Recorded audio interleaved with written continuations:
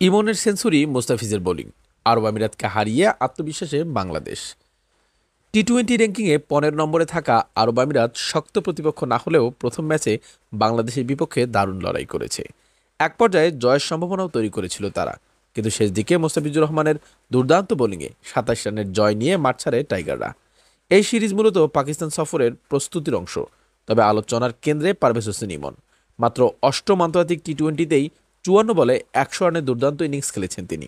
বাংলাদেশের হয়ে এটি মাত্র দ্বিতীয় টি-টোয়েন্টি সেঞ্চুরি, আগেরটি ছিল তামিম ইকবালের। ইমনের ইনিংসে ভর করে বাংলাদেশ তোলে 191 রান।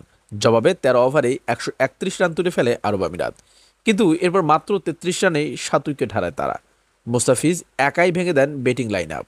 অধিনায়ক লিটন দাস প্রশংসা করেছেন বোলারদের, তবে শেষ 3 ওভার রান কম হওয়া নিয়ে আক্ষেপও করেছেন।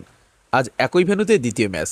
বিসিবি চাইছে আরেকটি অতিরিক্ত ম্যাচও খেলতে, কারণ পিএসএল সূচি পেছনে পাকিস্তান সফর 2 দিন পিছিয়ে যাচ্ছে। সব মিলিয়ে তরুণদের পারফরমেন্স আর দলের আত্মবিশ্বাস, দুই মিলিয়ে আশা জাগাচ্ছে বাংলাদেশের টি-টোয়েন্টি ভবিষ্যৎ।